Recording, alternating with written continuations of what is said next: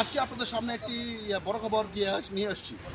একসাথে গিয়ে 13 জন আর চাকমা সম্প্রদায়ের বাংলাদেশিকে আটক করতে সক্ষম হয়েছে আমতলী থানার পুলিশ। এবং এই যে চাকমা সম্প্রদায়ের বাংলাদেশিরা আছে, তারা কিন্তু আগরতলা যে doctor B.R.. Ambedkar medical college রয়েছে, সেই মেডিকেল কলেজে কিন্তু তারা চিকিৎসা করাতে অবৈধভাবে ভারতে প্রবেশ করেছে বলে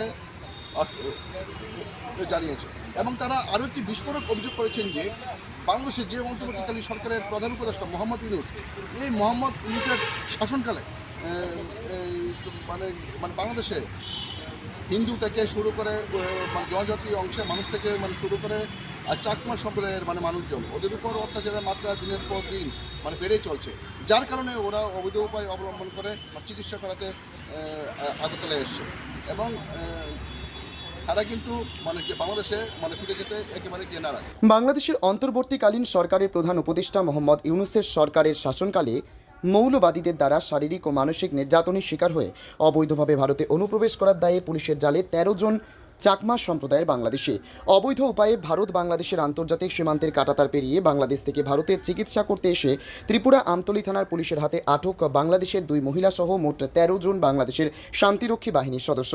জানা গেছে, গোপন সূত্রের সংবাদের ভিত্তিতে আমতলী থানার অন্তর্গত আগরতলা হাপানিয়া মেডিকেল কলেজ হাসপাতাল সংলগ্ন এলাকা থেকে আমতলী থানার পুলিশ 2 জন মহিলা সহ মোট 13 জন চাকমা সম্প্রদায়ের বাংলাদেশি নাগরিকদের গ্রেপ্তার করে। তাদের জিজ্ঞাসাবাদের জন্য কেন্দ্রীয় তদন্তকারী সংস্থার আধিকারিকরা ছুটে আসেন আমতলী থানায় এবং দীর্ঘক্ষণ তাদেরকে জিজ্ঞাসাবাদ চালায়। জিজ্ঞাসাবাদে তারা পুলিশের কাছে স্বীকার করে বাংলাদেশের অন্তর্বর্তীকালীন সরকারের প্রধান উপদেষ্টা মোহাম্মদ ইউনূস সরকারের আমলে বাংলাদেশের মৌলবাদীরা চাকমা সম্প্রদায়ের মানুষজনের উপর শারীরিক ও মানসিক নির্যাতন করত, যার ফলে মৌলবাদীদের এই নির্যাতন থেকে বাঁচতে তারা শান্তিরক্ষী বাহিনীর একটি দল গঠন করে এবং গোপন আস্তানায় তারা লুকায়িত অবস্থায় থাকত। হঠাৎ তাদের ক্যাম্পে একটি ঘটনা ঘটার পর তারা আহত হয়, তাই তারা চিকিৎসার জন্য অবৈধ উপায়ে ত্রিপুরায় প্রবেশ করে আগরতলা হাপানিয়া মেডিকেল কলেজ হাসপাতাল সংলগ্ন এলাকায় একটি বাড়িতে থেকে চিকিৎসা করানোর পরিকল্পনা নিয়েছিল। কিন্তু আমতলী থানার পুলিশ তাদের 13 জনকেই গ্রেপ্তার করে। তবে তদন্তের স্বার্থে এদিন পুলিশ সাংবাদিকদের মুখোমুখি হয়ে কিছু বলেনি, তাদেরকে আইনি প্রক্রিয়ার মাধ্যমে আদালতে প্রেরণ করা হয়েছে। ত্রিপুরা থেকে ক্যামেরায় গৌরাঙ্গ দাসের সাথে বিক্রম কর্মকারের report, crime press Bengal news. তোমার আমার সকলেরই একটাই পছন্দ, মাদার্স চয়েস।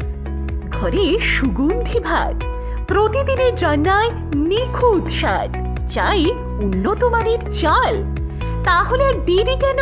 আজই যোগাযোগ করুন ধনরাজ অ্যাগ্রো ইন্ডাস্ট্রিজ প্রাইভেট লিমিটেডে। আমরা আনি আপনার টেবিলে খাঁটি ও মানসম্মত চাল মাদার্স চয়েস নামে। একবার ব্যবহার করুন, আর ফিরে তাকাতে হবে না। বিশ্বাসে গড়া গুণগত মানে সেরা মাদার্স চয়েস। মা যেমন চান, চাল তেমনই। যোগাযোগের জন্য এখনই কল করুন 8509752023 এই নম্বরে। মাদার্স চয়েস শুধুই সেরা নয়, সবার প্রথম পছন্দ।